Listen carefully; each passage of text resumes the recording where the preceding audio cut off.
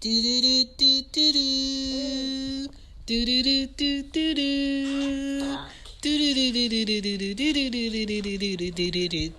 do. What up? This is Shan, and this is Cozy Womb Podcast. This is Ari. Say hi. Hi. Say hi, Anya. Hi. What up? Say what?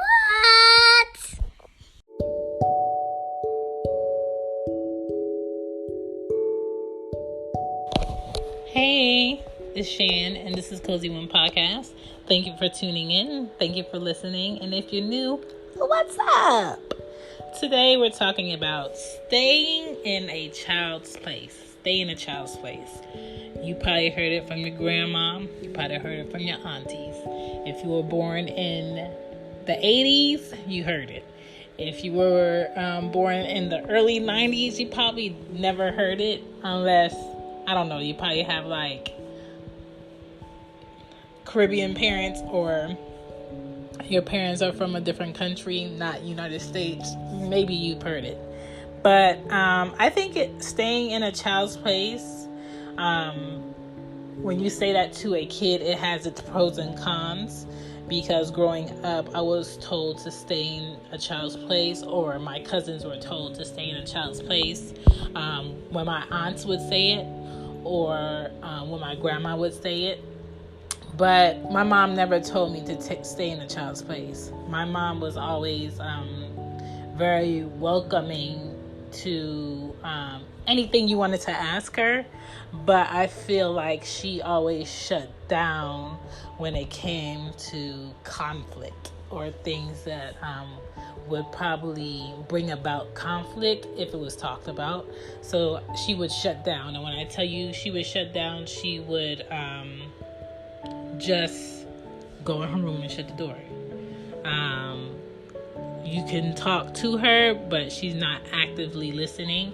And when I say actively listening, she's not responding to you as you're talking to her or as you're trying to ask her a question. She's not responding. She's either doing something with her hands or just sitting there not saying anything, and it gets very frustrating. My mom has always been like that.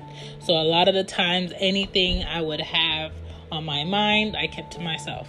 Anything I would want to ask, I kept to myself because I know that would bring about a shutdown. So, when people say stay in a child's place, it means a child doesn't need details of adult matters, or a child shouldn't make important decisions, or your child's being rude, talking while adults are talking, and they shouldn't even be in this discussion.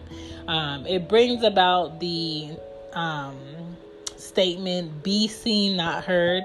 A lot of men in the past may say that about women, where they feel like we should look pretty, we should look the part, but when it comes to our opinions and our voices being heard, we should not be listened to. It doesn't matter. Your opinion does not matter. And that's basically what it's saying when you say that to a kid. Do what I say. Do not speak unless I ask you something. Don't say anything. Shut up. I'm going to beat you. You're being rude. You're being disrespectful. Don't you see adults talking? Don't you see somebody talking right now? It has pros and cons. So the cons of stay in a child's place would be when a serious or a inappropriate thing may happen involving your child. It may make them scared or ashamed to come to you to share it. So let's say if a child is outside playing and they see an older man or older woman showing their private parts to them, or sitting on the bench showing their private parts, or trying to make them come into a car showing their private parts, or trying to bribe them with candy or toys or a pet. They may not tell you about that because they feel like that is something my mom or my dad would tell me that I should stay in a child's place for. I should mind my business. So don't do that. Also, if someone is molesting them, they may feel like that's something inappropriate. And if I share this with my parents, that's me not staying in a child's place, and they're going to beat me for it, or they're going to be mad at me. They may have insight on a person of them doing something or saying something that they can't see or they don't know. We may have, as a child, insight on something their parents should know that may come up in the future that they can prepare for, but because it involves an adult, I was told to stay in a child's place, so I'm not going to share that with my parent. As a parent, you may miss out on a child's honesty by telling a child to stay in a child's place. Children have an insight on a lot of things that adults don't, because we get so caught up in what quote unquote people do at this age versus a child that sees everyone around them as they are and really are still learning the difference between friend of the family and aunt and uncle and brother and sister, and learning what actions make them have those titles. A child is still learning that, so they're going to tell you anything and everything that may happen around them that may include one of those people with those titles. And a lot of time, I think adults focus on titles of people that are around their children and assume they won't do certain things, and that's where you mess up. The pro about saying, a child stay in a child's place would be that some kids are too nosy. Some kids assume and eavesdrop into discussions where it doesn't include them. You may want to spell out certain things.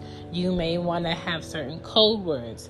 Or even when I'm on the phone with my friends and, Anya knows my friends, she may walk up to my phone and pick it up and look at it. You don't know what this person is showing me on this phone. This is not your phone. This is my cell phone. And if I told you that, if I didn't tell you could pick it up, don't touch it.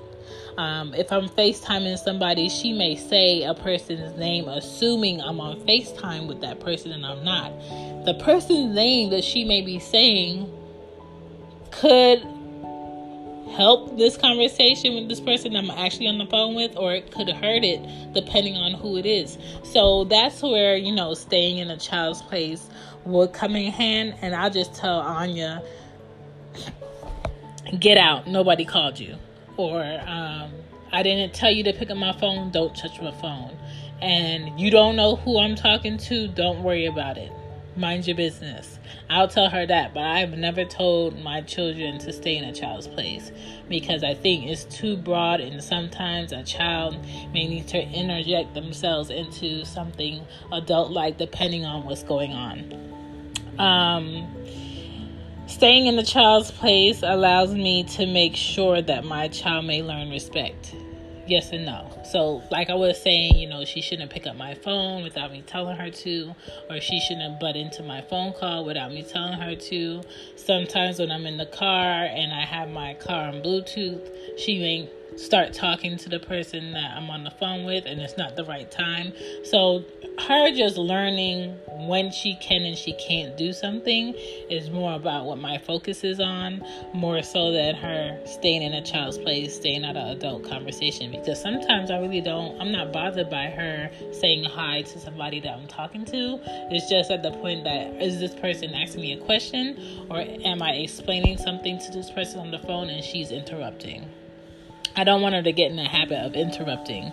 So waiting before interrupting or saying excuse me before she says something, I'm really big on. So I've been teaching her a bit of that. But staying in a child's place, you just have to tiptoe around that. Don't make that a thing for your kids, because I do not want my daughters to feel like they can't come to me and talk to me about anything. And I do not want them to feel like, I'm going to be mad at them if they say something to me.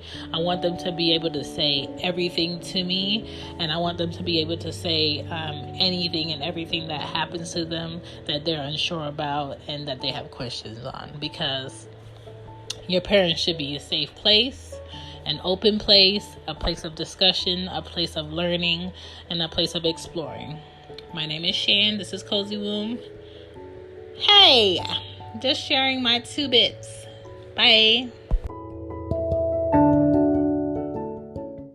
Good night, good night, good night, good night.